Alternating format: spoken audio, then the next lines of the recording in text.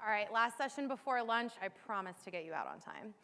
All right, so let's take a show of hands. How many of you have been at some point in time through an M&A event in your career?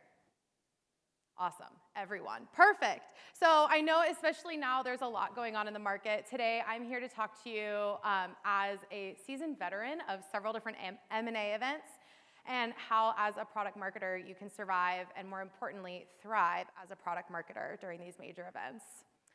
So my first product marketing job out of college, I essentially took every cent that I'd earned in my first couple years out of college and moved myself down to Austin, Texas to start my first product marketing job. I spent most of the first couple weeks partying on 6th Street with my new friends. This was back when 6th Street was still kind of cool.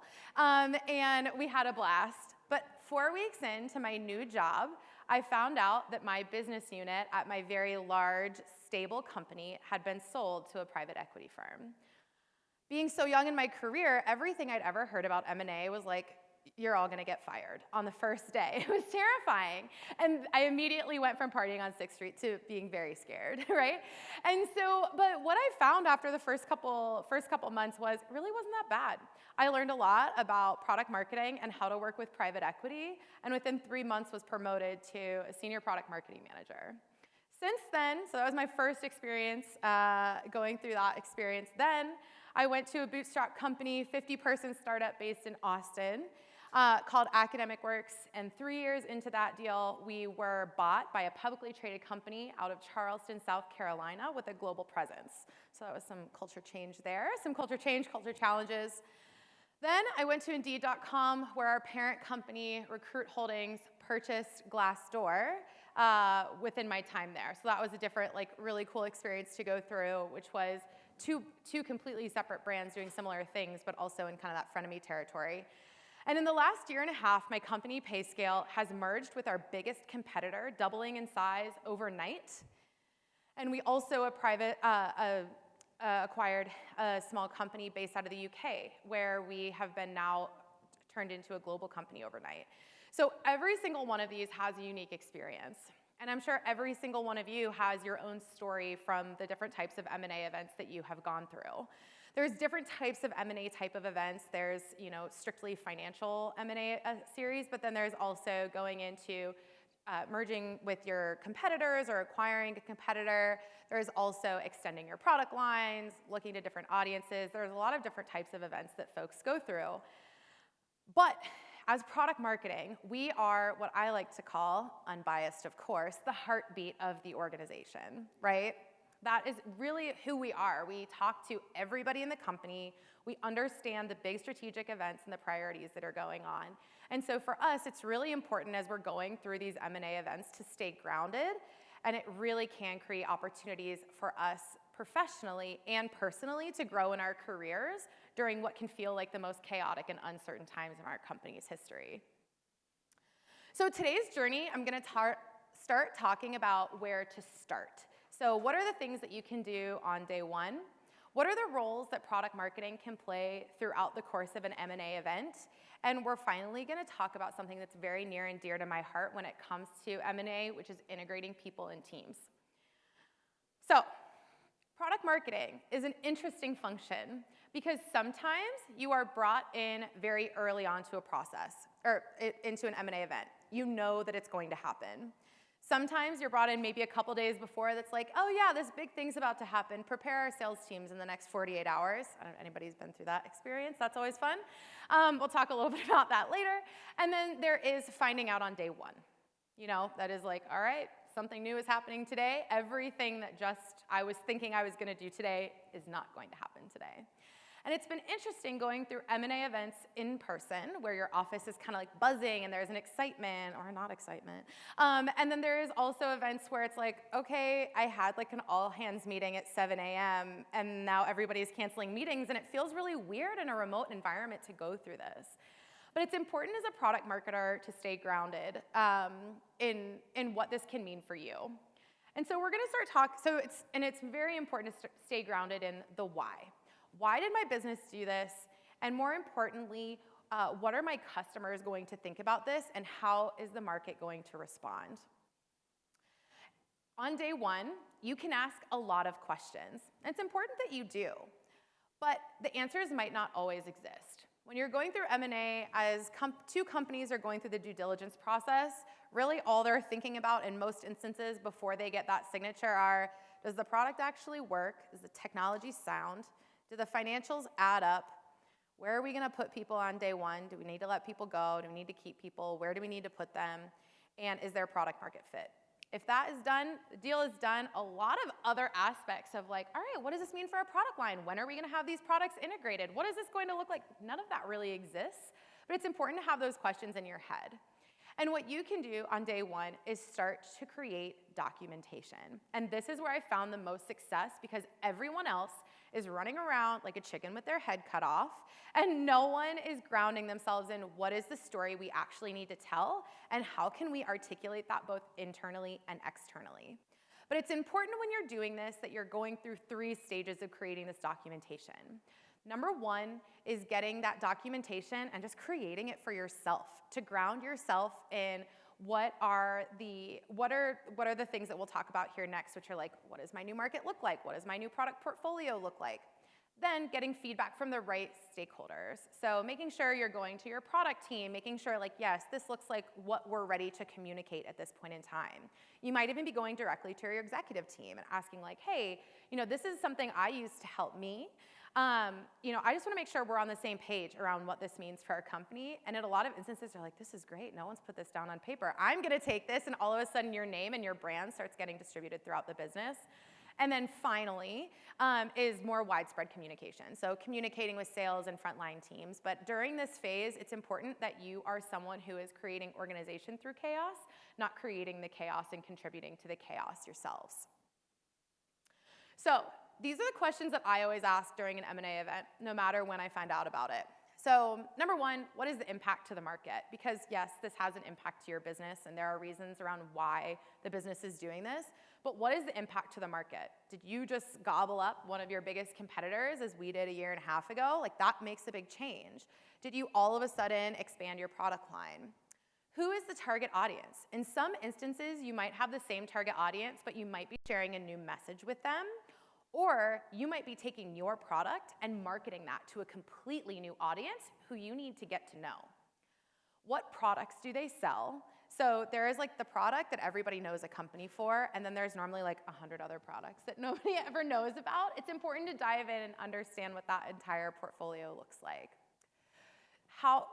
Looking at the products that you may have just purchased or who just purchased you, and what does your new portfolio look like? So when I was acquired by that public-facing company, I was a single product company. I had focused on one product for 3 years. All of a sudden, I went into a company where we were like the tiniest little ancillary product in a world of giant products. So my portfolio and view of that changed completely overnight. Starting to get an idea of how your portfolios work together. Is there an opportunity for integration? Will things most likely remain separate? What does that look like? You don't have the answers, but you could start to map that out visually.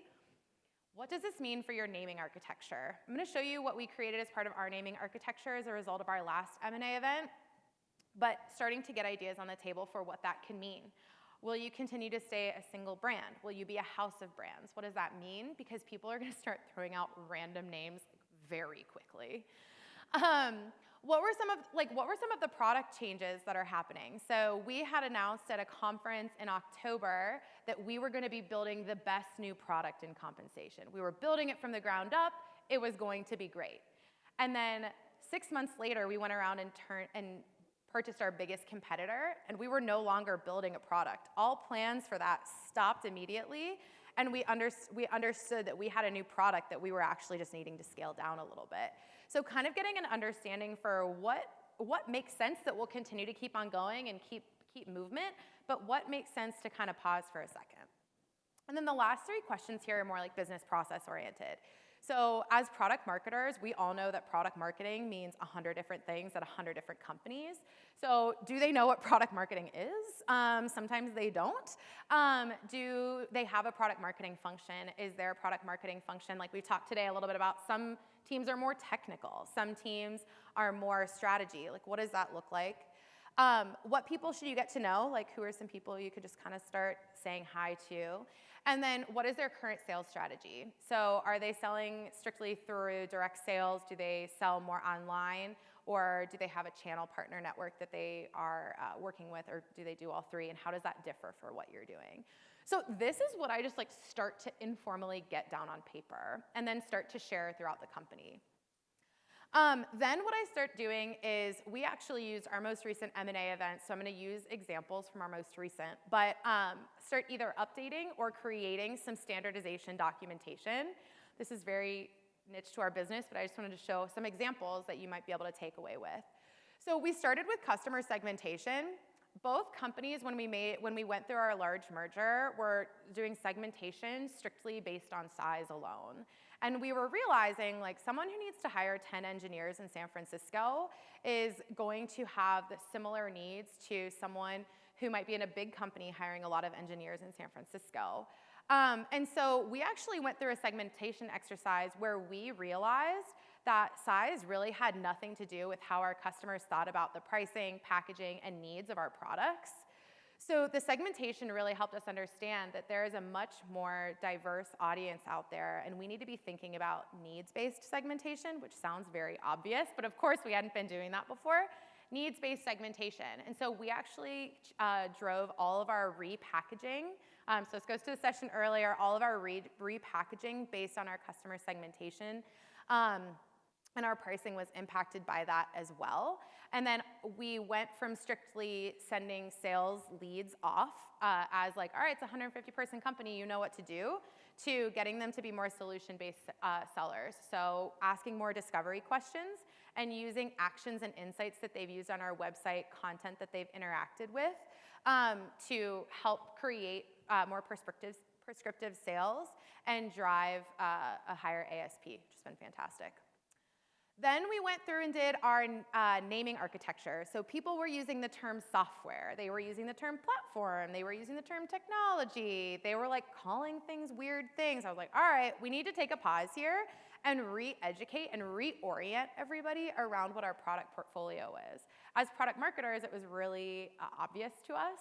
And we realized, like, oh yeah, we need to communicate this out the rest of the business. So we actually created, it's like a very bare bones document.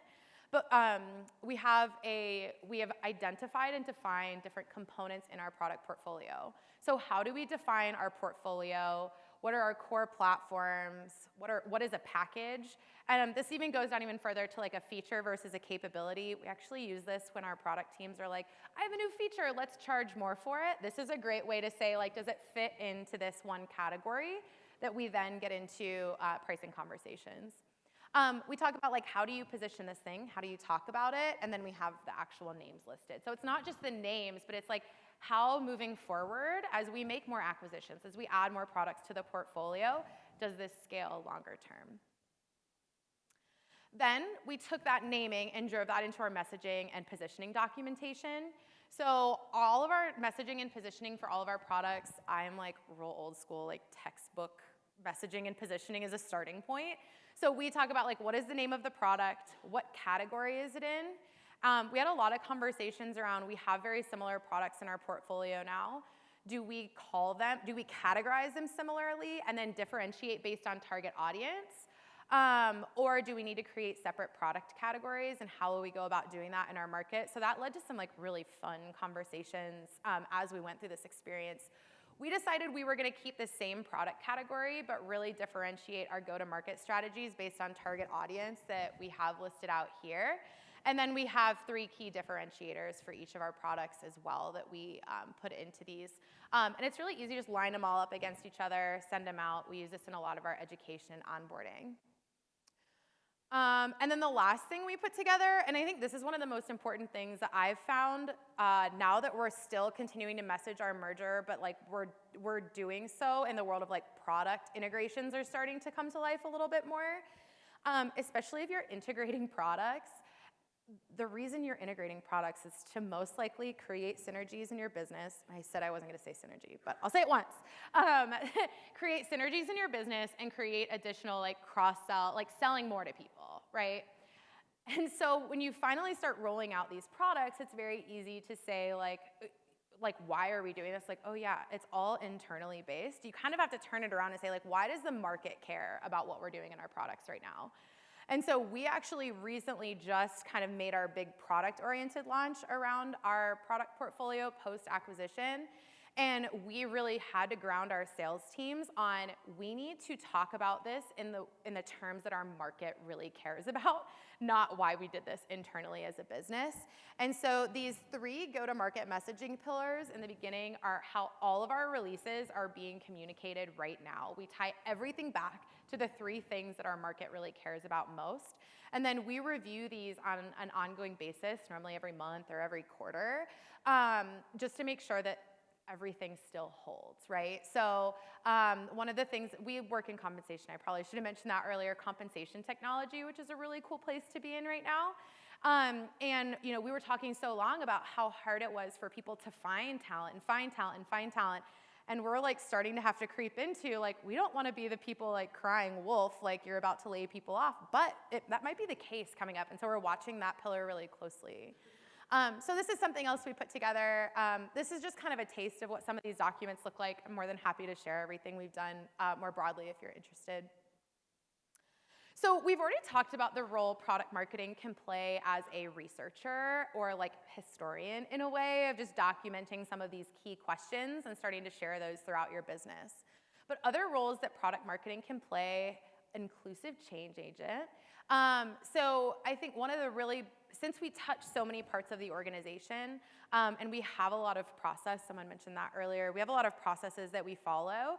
It's important that whether you're bringing new people into the business or you now have to think about a larger business or kind of reorienting yourselves around like, how are we now integrating these processes or potentially needing to change these processes as we go forward? And be inclusive. So, you know, when we acquired a 50-person company, they were coming into a 650-person company. Like, we needed to say, like, hey, this is gonna feel like a lot. Let's see what feels right for you right now and what makes sense. Like, if you can send an email to your clients in a day, like, I'm not gonna make you go through Marketo right away. Like, let's just like let you follow that process until it makes sense. And then the other thing is, like, take a couple of moments, don't just do this once, to do a stop, start, and continue exercise. So, and you can do it with a variety of groups of people as well to help you understand and stay on the same page around what continue to be priority and how our priority is shifting. So I've done this in 3 different stages through M&A events. Number 1 is with the product marketing team in general. So sitting down with your product marketing team as a whole and say, like, okay, we just learned this thing. We might know some things, we might know nothing, but based on what we know, what do we need to stop, start, continue? Then sit down with product management and product marketing and have a very similar conversation there around, like, together, what are we stop, start, and continue with our product plans and go-to-market strategies? And then third is with, if you have like a larger cross-functional launch planning team, like we have a group of about 10 of us that meet to talk about different launches, like sitting down with them and saying, okay, what do we need to stop, start, continue here when it comes to some of our current plans and how we operate together in the future. And that also might mean bringing more people in or less people. Like, what does that mean? And then the other thing is, like, there's no one right way to do things. I've noticed more on the side of, like, if there's a bigger organization that is acquiring a smaller organization, they just like expect that the smaller organization just like come along and like do what they're told in a sense, and it like doesn't feel great. They have a lot to offer. Just because they're a smaller business doesn't mean that they're doing things poorly. They're probably doing things a lot better, actually. And so it's like good to stop and like learn from what they're doing and ask for feedback on what you've got going on. So one way that we did this, it was really cool actually. So we had kind of a new product marketing team at PayScale when we went through our merger. And then our product team that we were gonna be working with actually came from the merging company. And we decided to kind of completely like blow up and start our go-to-market process, like our launch process all over again. And so we actually sat down with our product team and we started by asking, like, what principles do we want to build this process on? Like, what do we want to do when we launch products? So, you know, there was a lot here around, yeah, we want to provide visibility into the features that we bring to market, but we actually want to really focus on being aligned really early on. And we also want to have a collaborative process that is very sustainable, that we can realistically follow. I've seen a lot of processes where it's like, you got like 600-line spreadsheet for like a feature that could be launched in release notes. Like, it's fine. Like, it's okay to have a short go-to-market process for some features. And then how can we launch with a customer-focused approach? So these are things that we go back to and check in on, like, are we continuing to do this in the way that we're growing and evolving our go-to-market process? We've done this with 4 major launches over the last 6 months, and it's been really successful. And we have a fantastic, like the best relationship with the product management team probably I've ever had, because we started here. All right, the other role you can play is storyteller. This, like, I think one of the big important things here is balancing the need to like communicate early on and like the needs that you have on day one. Like, there's going to be some messaging needs on day one. You're not gonna have everything I just talked about on day one. So balancing that out with long-term impacts. So on day one, the most important thing for you to like figure out probably right off the bat to communicate with your sales teams is like what happened, why is it important, and what it means to them. So this can mean what it means to your customer, like most importantly, so that your frontline teams can communicate that. Also, like, what does it mean to like your sales teams? Like, if you play a role in that, like, what does it mean to your sales teams? What does it mean to your customer-facing teams? Do they continue to sell in the territory they've been selling in? Like, how can you help with those communication channels? Make sure you have a mechanism to share that with frontline teams. A lot of people will talk about operating out of the stressor zones here in a moment. Like, a lot of people are just like, oh, what happened? Everything changed? Like, they're not thinking clearly for like the first week. They're like slacking their friends like crazy, like, what's gonna happen? And so I'll show you a tool here in a second. It's not pretty, but it like gives the frontline teams, like, they don't even need to say a word. They can just like pop up a slide and be like, this is everything you need to know. So like really help them out early on. And then after day one, get into the groove of what we were just talking about with like messaging and positioning and being able to answer some of those questions. Kind of start to slow roll that out to folks over time as they are starting to digest the change a little bit more effectively. This is what we gave to our sales teams on day one of our most recent acquisition. Obviously, I don't want you to read this word for word. I just want to show you, like, we made it wordy because people got an email at 7 a.m. They had an all-hands company meeting at like 7:10, and then they had to be on the phones at like 7:15 for client meetings all day. Like, they weren't gonna create their own storyline. So we essentially just took a lot of what was like in our press release and put it on a slide so that people had something to respond with on day one, but they didn't need to take the extra time to develop their own talk track. We didn't have that time or like the luxury of time. You might have more. But then over the course of the next couple weeks, we started to take some of the text away. We started to help them story tell more. So this is just an example of kind of like not pretty, but we got it out there on day one of a launch, which I don't know if you've ever been involved in those, but it's actually kind of hard to do that we'd had that much forethought to talk, like, schedule time with our sales teams. The last one is like the least fun, but is important because your sales teams and your customer success teams can very quickly be like, I have assets everywhere. So as an inventory taker, it's really important to understand, like, what assets do we have? What do we think will need to be updated?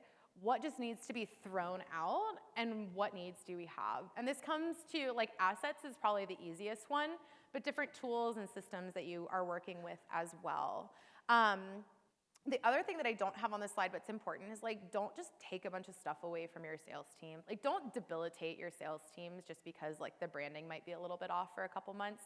We had this video that our product team was like obsessed with of the product we acquired. It was in their old branding, and like it took us a while just based on product strategy and other things to like replace that video. They were using it for what, a year? Like until like last week. And so we, just don't take stuff away that they're using. Like, people understand that you're kind of going through a weird teenager phase as you're going through this transition. So don't debilitate your sales teams, but make sure you have that inventory. Okay, I'm gonna spend the last couple minutes just talking about people at the center of M&A. This is like a huge pain point, I feel like, for a lot of people. Like, M&A is terrifying, as I think I saw everybody raise their hand knows. Like, this is your livelihood. You're understanding like what your pay is gonna look like in a couple of weeks. And this is not just for people managers. So just some things to remember, like, assume the best of intentions. Everybody is operating, like, including you, are operating out of your stressor zone. Just remember, like, everyone is trying to get the job done. What can you do to play a role in grounding in the why? Be patient, ready to have more questions and answers. Have empathy. Not all news is going to be good news for everybody as part of these events. And some people may be making like bigger changes to other, and some people like adapt to change differently. Like sometimes if you take a process and shift it for someone, like it takes a little bit for them to respond to that. So just be patient with those folks.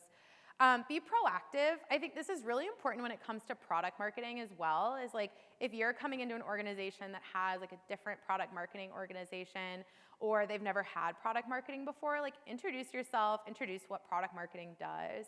And then be flexible. Like remember, if you have people exiting the organization, like how your network is gonna follow you wherever they may go. They might be helpful for you in the future. So just be flexible and follow all of these as you're going through those events. It's important to remain grounded in that we're all people and humans as we go through this. So in closing, all M&A is completely different, but product marketing is absolutely primed with opportunity through these events.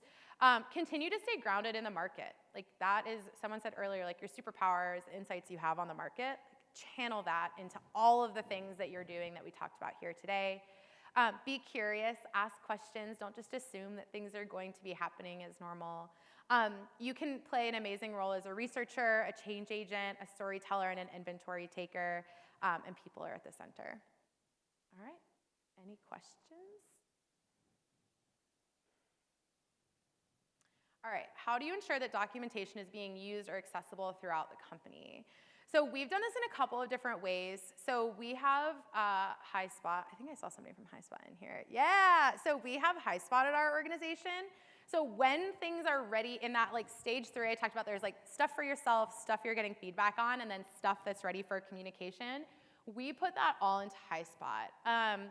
The other thing that we do is we have like a key group of people who are like other content creators in the business. So we'll have like our segmentation, for example, or the naming architecture, like we make sure that content creators have access to the SharePort link and that's actively updated. And then we just remind people, like we are constantly reminding people about where this stuff is and that it exists. Every new hire I meet within the organization, I also share like a toolkit with them as well that includes all of that stuff. When bundling multiple products to cross-sell to consumers, have you experienced backlash from customers who perceive this as a monopoly or double dipping? Oh yeah, 100%.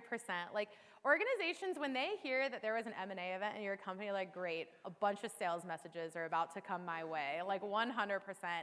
And that is why we created those go-to-market pillars, because we just kind of use that as like, hey, here's what's happening in the market for you right now. That's where it's really important to go back and say like, here's what's happening for you. Yeah, sure, we have some stuff that can help you through that. So I think it's just important to really stay grounded in the messaging and positioning of those solutions through the lens they care about. Not like, yeah, we acquired this new thing. Do you want to buy it? We see that happen all the time. Some acquired companies are left to run as separate businesses. Absolutely. Some are absorbed into acquiring organizations right away. What's your preference? Ooh, this is a good question. My preference is to stay separate while you figure stuff out, and it doesn't have to be long. But what I found is, like, so this most recent M&A is like a really good example. Like on day one, they were like, we're gonna bring these products together, and then, but they hadn't thought like the 10 steps later, because then people started communicating that with the organization and like with customers and like all of this stuff. It took us a year and a half to get there. So like every webinar I had with customers, like, yep, we're gonna do this one day. And we've been saying that for a year and a half. And so my preference is to like have the businesses operate as separate unless you have like a clear plan of like how you would merge them together. But long term, I think it depends on how efficient your business is. Any other questions? All right, 1 minute early for lunch. There we go. All right, thanks everybody. Thank you, Brooke. All right, we are breaking for lunch. You'll be out there for 1 hour. Back in here at 2 o'clock to kick off the second half of the day.